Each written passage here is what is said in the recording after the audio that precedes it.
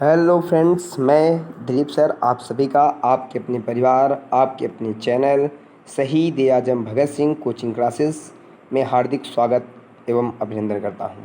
दोस्तों, जैसा कि आप सब जानते हैं, जो आगामी परीक्षाएं होने वाली हैं उनके उसमें जीएस का कितना रोल है आपको बताने की ज़रूरत नहीं है। तो इन जो जीएस के जो प्रश्न आते हैं, जो भी बहुत ज़्यादा आपको लगता है कि बहुत हार्ड है, अगर आप पढ़े नहीं तो आपको बहुत हार्ड लगते हैं, कुछ जो पढ़े हैं उनके लिए बहुत इजी लगते हैं। तो जो क्वेश्चन आगामी जो पिछले एग्ज़ामों में हुए हैं उनको ध्यान में रखते हुए हम 20-20 क्वेश्चन की ये श्रृंखला जो आपके बीच में ला रहे हैं वो आपके लिए अति महत्वपूर्ण होगी, इसलिए आप लोग इसको देखना ना भूलें। अपने दोस्तों में, अपने जो आपके आसपास नातेदार हों जो तैयारी कर रहे होंगे उनके पास आप इसको भेजिए। खासकर ये बिहार एमपी जो पुलिस वाले भाई लोग हैं, जो टीचर वाले हैं, जो अभी एग्ज़ाम होने वाले हैं, उनके लिए अति महत्वपूर्ण प्रश्न है। तो आइए हम लोग आगे इस नेक्स्ट पार्ट में देखते हैं जो इम्पोर्टेंट क्वेश्चन हम लिए हैं 20। आइए आप सभी लोग टाइम आपका ना बर्बाद करते हुए हम लोग आगे चलते हैं। क्वेश्चन नंबर फर्स्ट देखते हैं। देखिए क्वेश्चन नंबर फर्स्ट क्या रहा है कि महर्षि गौतम का संबंध किस भारतीय दर्शन से है। आइए देखते हैं। महर्षि जो गौतम ऋषि हैं, कह रहा है उनका जो संबंध है, गौतम ऋषि का जो संबंध है किस भारतीय दर्शन से है। आप सभी को पता होगा भारतीय जो दर्शन है उसमें जो गौतम जी हैं उनका तो पहला आंसर लगा देते हैं हम लोग न्याय दर्शन से। किससे हैं वो न्याय दर्शन से हैं। ठीक है ना भैया, आगे चलिए। गौतम, अगर मैं पूछूँ सांख्य दर्शन से कौन है, देखिए सारे इंपॉर्टेंट है, बढ़िया से इसको याद रखिएगा। इसके कपिल मुनि है, आप सब जानते होंगे कौन मुनि है भैया, कपिल मुनि है। कौन है? कपिल मुनि है। इसकी कौन है? कपिल मुनि है। ठीक है। नेक्स्ट, अगर मैं योग की पूछूँ तो आप सब जानते हैं पतंजलि, जो बाबा रामदेव है आप जानते हैं पतंजलि का प्रचार करते हैं, तो इसके कौन हो गए? पतंजलि हो गए। कौन हो गए? पतंजलि।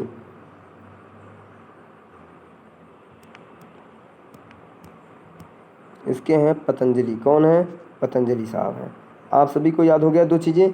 अगर ऐसे ना याद हो तो ऐसे याद रखिए, योगा कौन करता है? बाबा रामदेव। किसका प्रचार करते हैं? पतंजलि का करते हैं। और सांख्य जो है वो कौन है? कपिल मुनि है उसके। और न्याय के कौन है? गौतम ऋषि हैं। और जो वैशेषिक है उसके कणाद साहब हैं। कौन है भैया? कणाद। क्या नाम है इनका? कणाद है। वैशेषिक के कौन है? कणाद हैं। आप सभी को याद हो गया? बोलो भैया, वैशेषिक के कौन है? कणाद। चलिए, अगर फिर अभी कभी आपसे एग्जाम में पूछ दे, यहाँ कुछ ऐसी चीज़ें जो मैं आपको बता देना चाहता हूँ जिसमें नहीं लिखा है, इसमें चार ही स्पेशली लिखे गए हैं। जैसे अगर आपसे कोई चारवाक दर्शन पूछे तो चारवाक के चार वाक ही हैं। अगर आपसे कोई पूर्व मीमांसा पूछ दे, कौन पूछ दे? पूर्व मीमांसा। क्या नाम है इसका? पूर्व मीमांसा। अगर पूर्व मीमांसा पूछ दे तब आप क्या बताएंगे? आइए, अगर कभी आपसे पूर्व मीमांसा पूछ दे तो उसका आंसर आप देंगे जैमिनी साहब को। किसको देंगे? जैमिनी को देंगे। किसको देंगे? जैमिनी साहब को देंगे। आप इसको याद रखिएगा। किसको देंगे? जैमिनी साहब को देंगे। किसको देंगे? जैमिनी। ठीक है, पूर्व मीमांसा जैमिनी को। अगर कभी आपसे उत्तर मीमांसा पूछ दे, कौन पूछ दे? उत्तर मीमांसा। कौन मीमांसा? उत्तर मीमांसा। तब आप इसका आंसर किसको देंगे? उत्तर मीमांसा पूछिए तो आप इसको वादरायण जी को बताएंगे। किसको बताएंगे? वादरायण। क्या नाम है? वादरायण। वादरायण। ठीक है, चलिए आगे चलते हैं।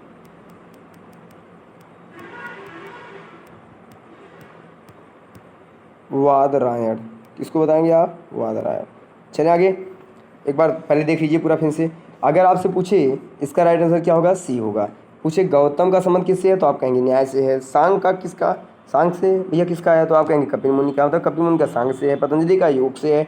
वैशेषिक कणाद साहब का है। पूर्व मीमांसा जैमिनी का है। उत्तर मीमांसा वादरायण का है। और चारवाक दर्शन पूछिए तो चार वाक साहब का है। चलिए, आपको पूरा याद हो गया। पूरा नोट आप पूरा कापी और पेन लेके बैठिएगा, पूरा नोट करते हुए चलिएगा। नेक्स्ट क्वेश्चन पे आइए चलते हैं। क्वेश्चन नंबर सेकंड देखते हैं क्या कह रहा है। क्वेश्चन नंबर सेकंड कह रहा है भारत और पाकिस्तान के स्वतंत्र राज्यों के निर्माण की देखरेख करने वाला अंतिम वायसराय कौन था। आप सभी को पता होगा कि अंतिम वायसराय जो थे वह लॉर्ड माउंट बेटन थे। कौन थे? लॉर्ड माउंट बेटन साहब। अर्थात इसका आंसर बी से होगा। आप जानते होंगे जब भारत और पाकिस्तान के विभाजन हुआ था तो इन्होंने ही कहा था कि 1948 में, आपको याद होगा, इन्होंने कहा कि जिसको पाकिस्तान से भारत जाना हो जा सकता है, जिसको भारत से पाकिस्तान जाना हो जा सकता है। अगर अब इसके एक भी दिन बाद अगर आप रुक जाते हैं तो क्या किया जाएगा? आपको पंजीकृत कराना पड़ेगा। ठीक है, और इन्होंने ही महात्मा गांधी को वन मैन बाउंड्री फोर्स भी कहा था। इस बात को भी आपको क्या करना है? याद रखना। चलिए नेक्स्ट क्वेश्चन पे चलते हैं। क्वेश्चन नंबर थर्ड क्या कहता भैया?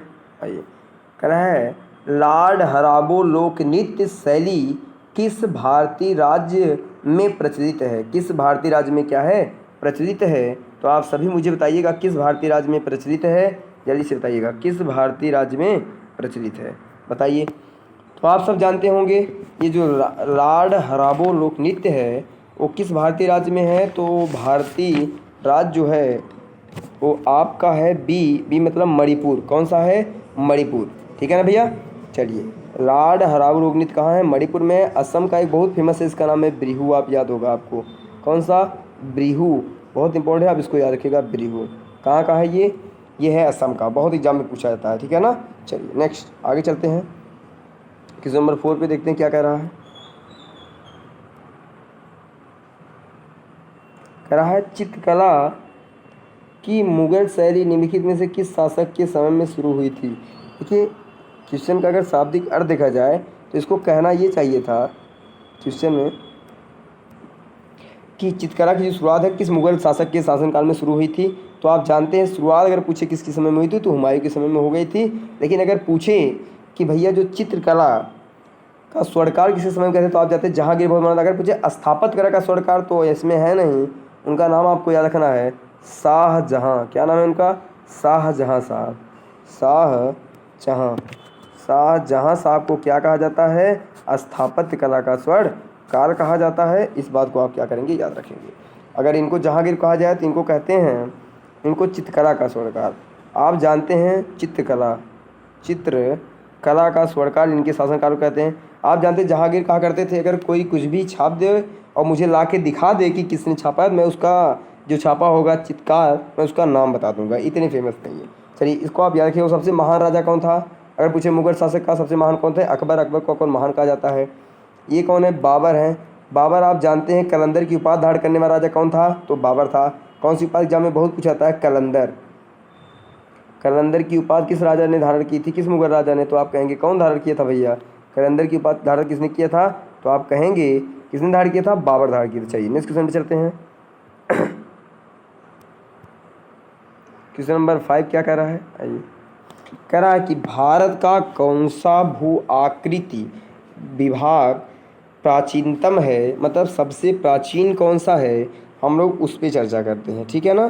सबसे प्राचीनतम, अब आप देखिए आपको पता होगा कि भारत का जो सबसे प्राचीनतम भूभाग है, पहली बात तो आप इसमें कुछ प्रायद्वीपी कहा है। क्या कहा है? प्रायद्वीपी। उसके बारे में आइए थोड़ा सा चर्चा करते हैं। देखिए ये जो होते हैं ना भैया, ये हमारे भारत का जो है क्या है? भाग है।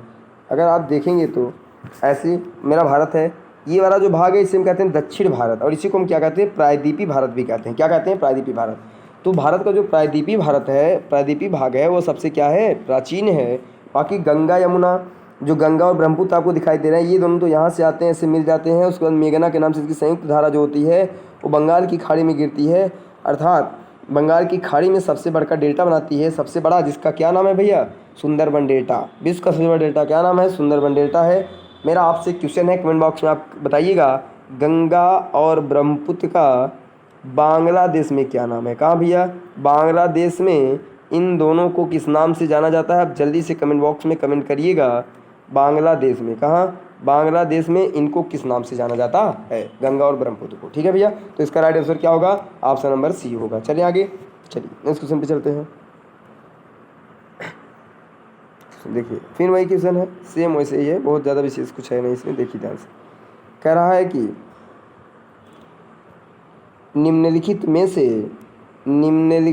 से कौन सा, इसको तट कहना चाहिए था, कौन सा तट पश्चिमी तट का भाग नहीं है? कौन तट नहीं? तट होगा। क्या होगा? तट।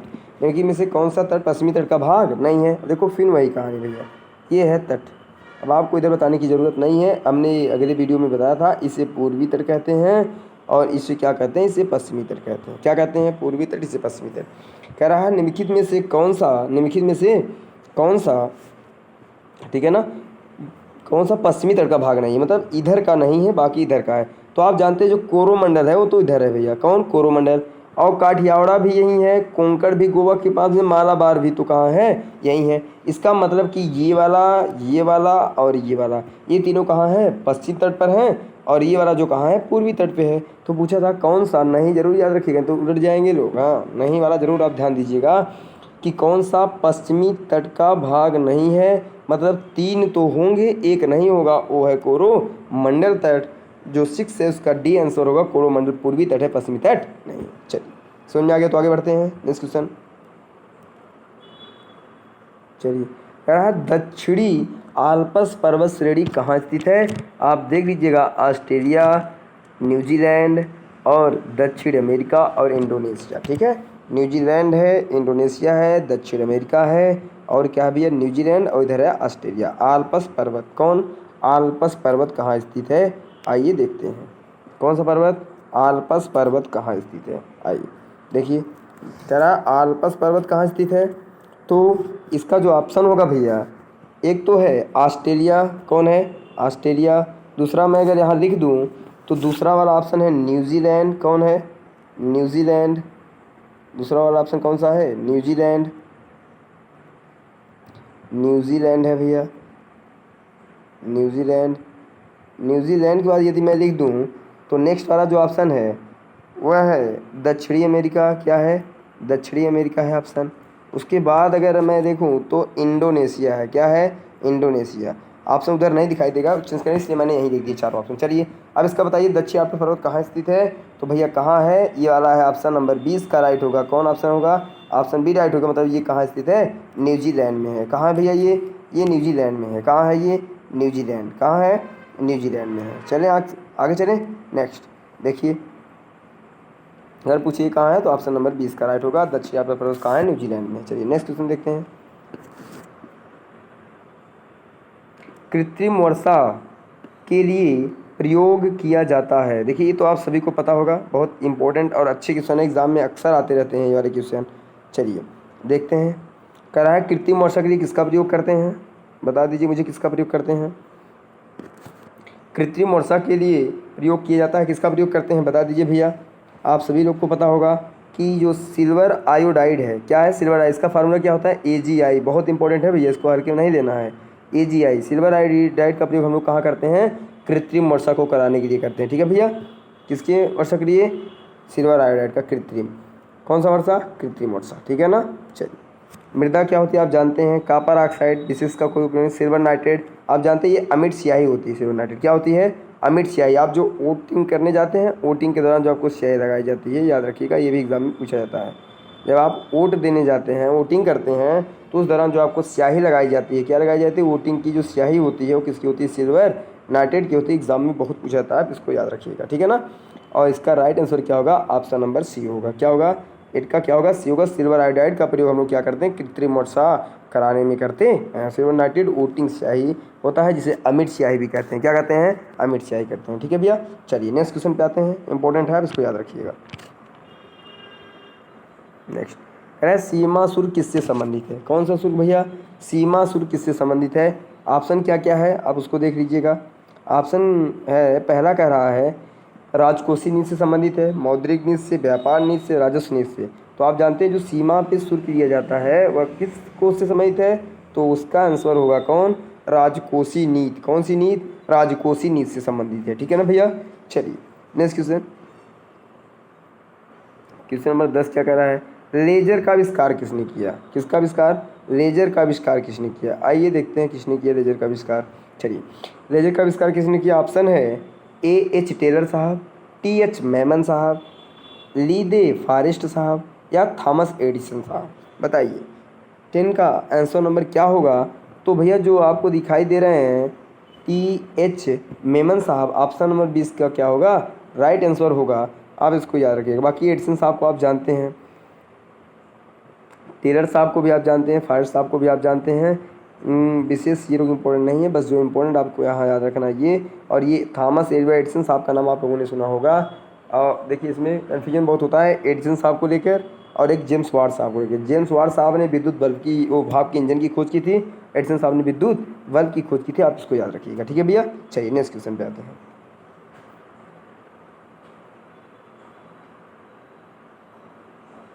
देखिए क्या कर रहा है, निम्नलिखित में से किसने इलेक्ट्रॉन का आविष्कार किया। ये सब तो आपको पता ही होगा, आपके ऑप्शन में दिखाई दे रहा होगा इलेक्ट्रॉन की खोज। किसकी, इलेक्ट्रॉन की खोज। आर्किमिडीज हैं, रुडोल्फ हैं, जेम्स। अभी आप यहाँ देख लीजिएगा, पहले सब ऑप्शन देख लीजिए, पढ़ लीजिए। आर्किमिडीज, उसके बाद रुआल्ड अमुंसन साहब हैं, जे थॉमसन हैं, रुडॉल्फ डीजल हैं। आगे चलें, अब आइए क्वेश्चन देखते हैं क्या कह रहा है। चलिए, अगर मैं यहाँ लिख दूँ, लेकिन इलेक्ट्रॉन की खोज, देखिए आविष्कार के बारे में आपको बता दूँ, एक ट्रिक आपने बहुत बचपन में ही पढ़ी होगी, ईंटा पर नाचे। क्या पढ़े होंगे आप लोग? ईंटा पर नाच या नाचे, ईंटा पर नाच। देखिए अगर यहाँ से हम लोग इसका पोस्टमार्टम करें तो इलेक्ट्रॉन की खोज किसने की? जे थॉमसन या थॉमसन साहब ने की। पर मतलब प्रोटॉन की खोज रदरफोर्ड साहब ने की, और न्यूट्रॉन की खोज किसने की? चैडविक साहब ने की। किसने की? चैडविक साहब। तो आपसे एग्जाम में पूछा क्या गया था, यहाँ क्वेश्चन क्या था आपका? इलेक्ट्रॉन की खोज। तो आप क्या कहेंगे? जो आपका वहाँ दिया था जे क्या दिया था? जे थॉमसन साहब, आप उसको क्या कर देंगे? लॉक कर देंगे। इसका आंसर क्या होगा? जे थॉमसन साहब। कौन हो गए? जे थॉमसन साहब। चलें आगे, चलिए, जे थॉमसन साहब। अगर प्रोटॉन का पूछे तो आप क्या कहेंगे? रदरफोर्ड साहब। न्यूट्रॉन का पूछे तो आप क्या कहेंगे? चैडविक साहब ने किया था। चलिए आगे, चलिए नेक्स्ट क्वेश्चन पे चलते हैं। इसका आपका राइट आंसर क्या होगा? मैंने कहा था ये सी वाला होगा। कौन सा होगा? सी वाला होगा। ठीक है ना भैया? चलिए नेक्स्ट चलते हैं।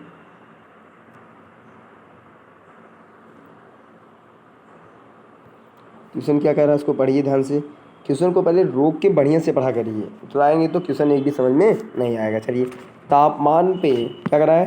तापमान में कमी के साथ द्रव में गैसों की विलेयता क्या होती है, बता दीजिए। कह रहा है तापमान में कमी के साथ साथ जो द्रव होते हैं उनकी विलेयता क्या होती है?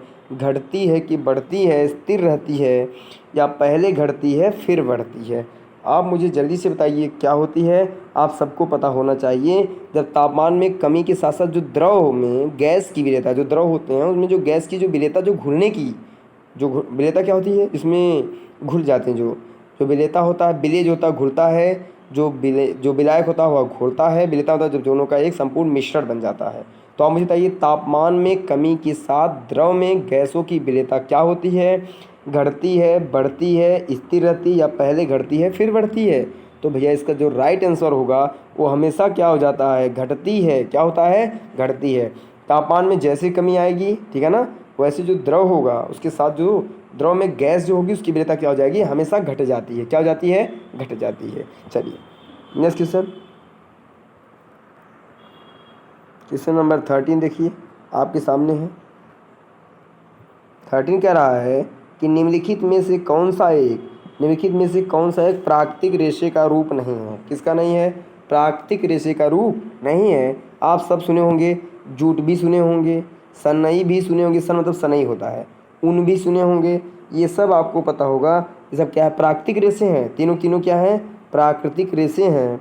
कौन कौन प्राकृतिक रेशे हैं? वह फिर से देख लीजिए, सनई, जूट और ऊन। अच्छा, आपने कभी इसका नाम नहीं सुना होगा, आपने उनका भी नाम सुना होगा, सनई, जूट। जो गांव में पहले जूट होता मतलब पिटुआ उठुआ जो कहते थे, आपको याद होगा। लेकिन ये जो टेरिलीन आप दिखाई दे रहा होगा आप सभी को यहाँ, ऑप्शन नंबर सी, इसका नाम आप लोगों ने कभी नहीं सुना होगा। अर्थात इसका राइट आंसर भी क्या होगा? टेरिलीन, अर्थात आंसर नंबर सी होगा। 13 का क्या होगा? सी होगा। चलिए नेक्स्ट चलते हैं, नेक्स्ट क्वेश्चन देखते हैं। नेक्स्ट क्वेश्चन क्या कर रहा है भैया? 14 वाला क्या कर रहा है? 14 कह रहा है निम्नलिखित में से किस ग्रंथ में पित्त उत्पादित होता है? क्या उत्पादित होता है? पित्त उत्पादित होता है। आप जल्दी से मुझे बताइएगा कि किस ग्रंथ में पित्त। ये तो आप सभी को पता होगा, बहुत ही सिंपल क्वेश्चन है, मैंने बहुत बार आप सभी को बताया है। जो पित्तरस, अगर पूछिए पित्तरस का श्रावण या पित्तरस का श्रावण कहाँ होता है तो आप सुने होंगे पित्ताशय में होता है। और ये सब होता कहाँ है भैया? तो यकृत है। कौन है इसका आंसर? यकृत। आपको एक बात और याद होगी, अगर कभी पूछे सबसे बड़ी जो शरीर की ग्रंथि होती है वो कौन होती है? सबसे बड़ी ग्रंथि भी कौन होती है? तो भी आप कहेंगे यकृत। लेकिन अगर कभी आपसे पूछिए सबसे बड़ी अंतःस्रावी ग्रंथि कौन होती है तो आप क्या कहेंगे? थायराइड होती है। कौन होती है?